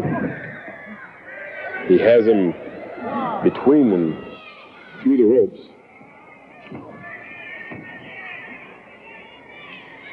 He's ramming his head on the post of the fence.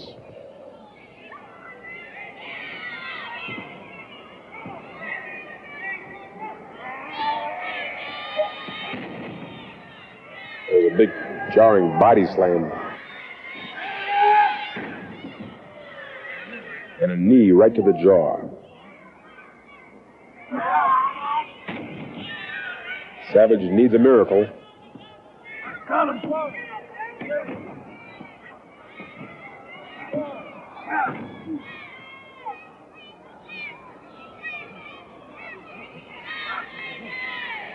Both men now pulling hair. Referee cannot break the hold because Garvin has the advantage.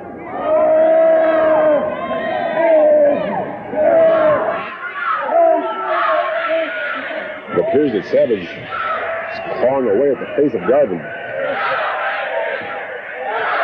And the fans are now getting behind Savage. Go, Randy, go.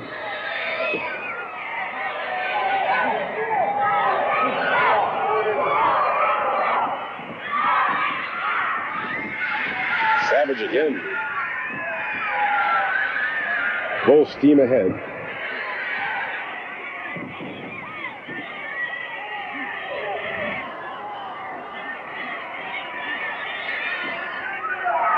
It's taking Savage a while to regroup his senses after what happened.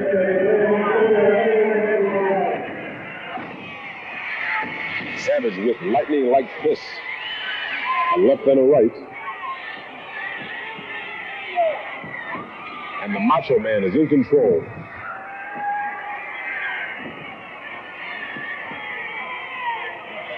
Both of these men are powerfully built.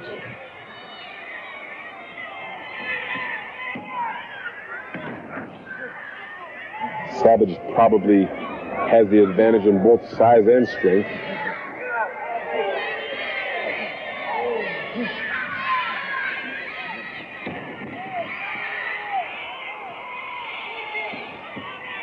Savage is quick. Almost 240 pounds, and he moves like a cat. That's why he's the world champion.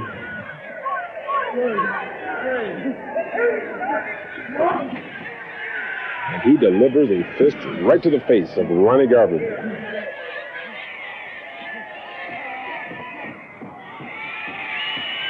And he is hammering away. Garvin is lucky to keep his feet outside of the ropes.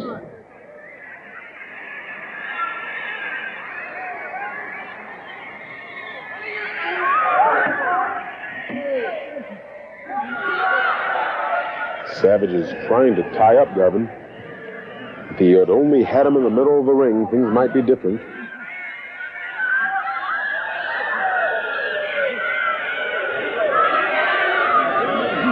Garvin is changing the momentum by the hair.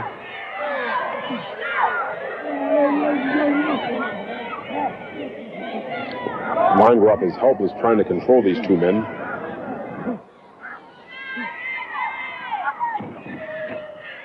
There's a stomp to the head.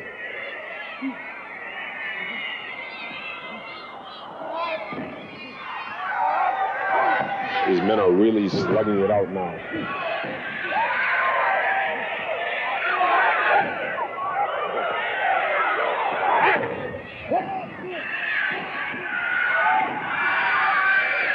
Savage is fighting back.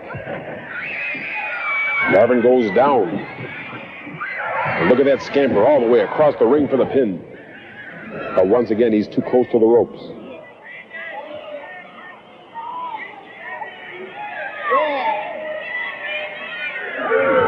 And now truly a test of endurance. These men have fought tooth and nail.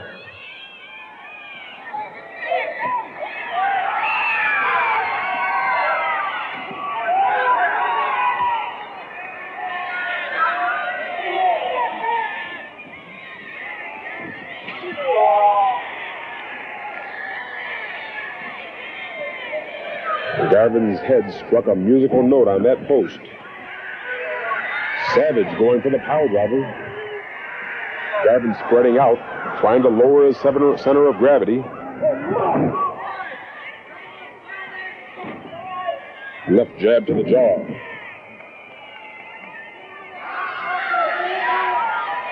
Savage on the middle rope, and now to the top rope. And he misses with the elbow drop.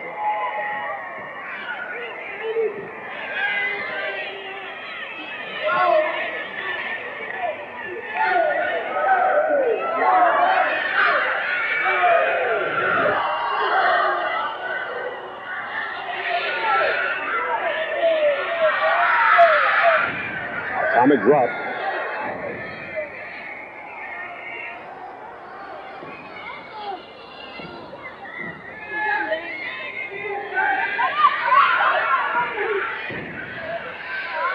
And there's an elbow body drop that found home. Savage looks all in.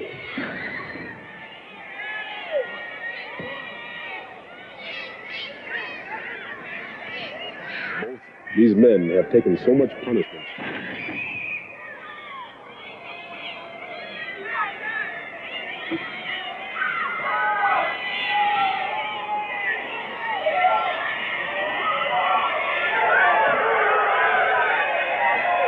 Garvin looks like he's going to roll the dice. He's on the top rope.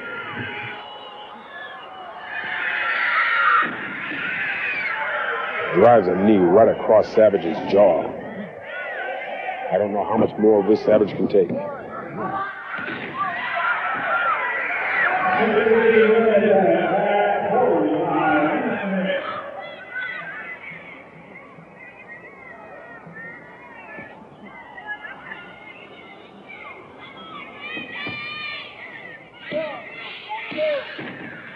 The rivalry between these men was so great that only a cage match could settle their differences. And it is the last resort.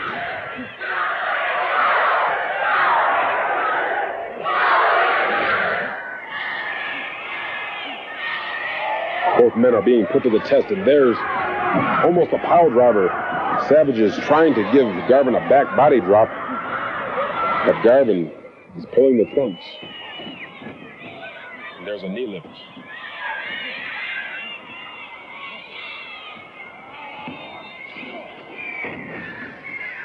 Both men are spent.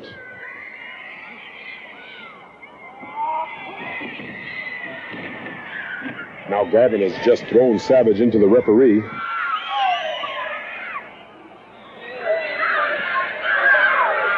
It appears that Ronnie Garvin is taking the belt off of George Weingroff's pants.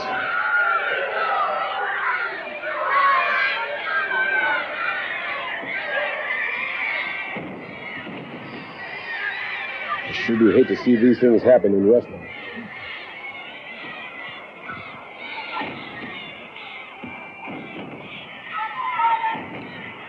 A one-man gang. Looks like Weingroff is back on his feet.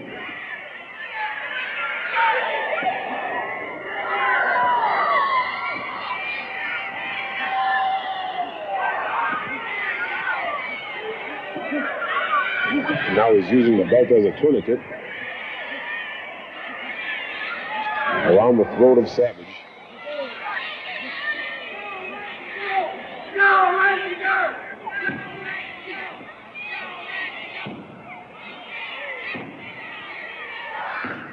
Savage is in trouble now. But there's what he needed. Garvin made the mistake of giving him enough room. Savage took his left boot and placed it in his midsection. And now it's Savage with the belt. He's not above using it either. There's a solid right hand to the head. This crowd is going wild. They are all behind Savage.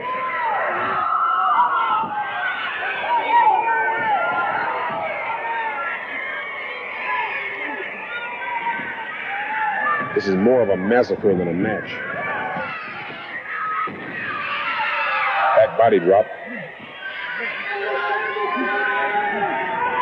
Savage is wrapping it up real tight.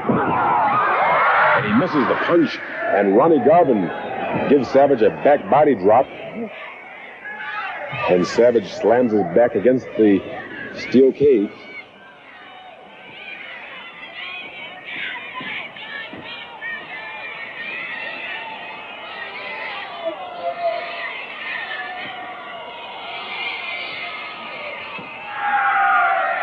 Ronnie Garvin is going for broke once again. This match has gone back and forth many times. Savage is up, and Garvin goes down.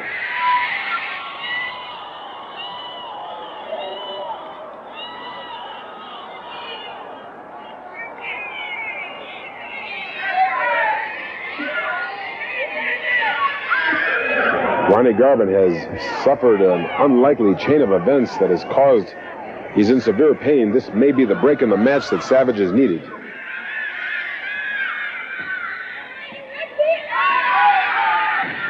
Pile driver. Now that's being an opportunist.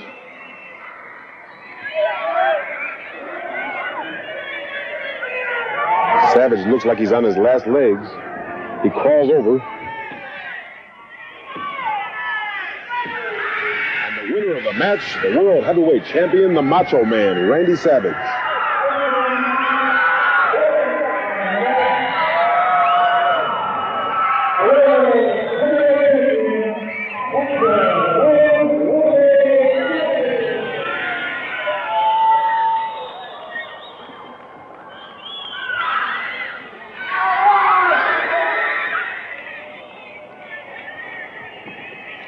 So the winner of the match, the Macho Man, Randy Savage.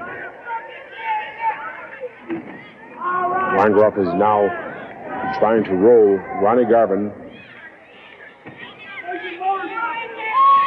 He's been pile driven. He's suffered a terrible fall. But you've got to give both men credit. Even though Savage is the winner, both men are really great wrestlers.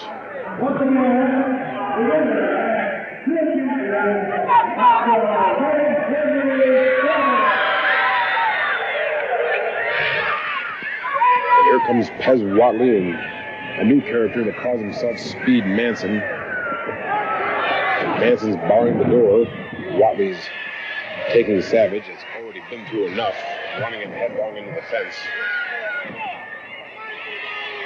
It's just about more than I can stand. Here's Pez Whatley taking off his shirt and choking Savage with it. I don't like to get mixed up in other people's affairs, but as far as I'm concerned, that's my brother in that ring. So here I come over the fence.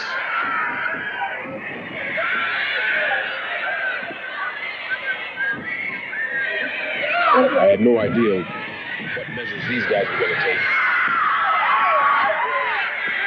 I just couldn't take it anymore myself.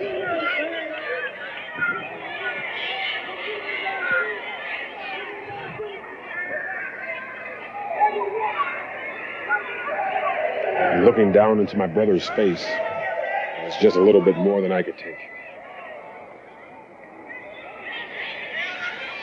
Folks, we'll be right back.